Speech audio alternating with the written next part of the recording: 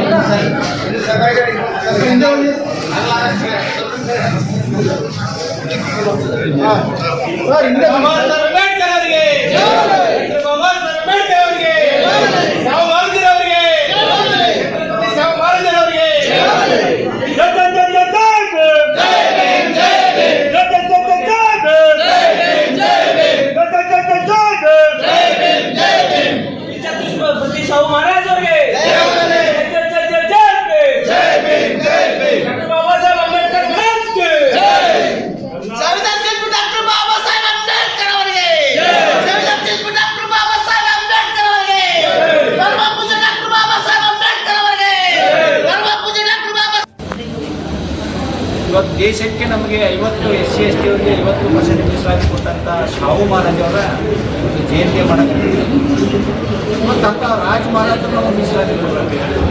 ಈ ಮೀಸಲಾತಿ ಹಣವನ್ನು ಇವತ್ತೇನಪ್ಪ ಅಂದ್ರೆ ಗ್ಯಾರಂಟಿಗೆ ಬಳಸಾಗಿದೆ.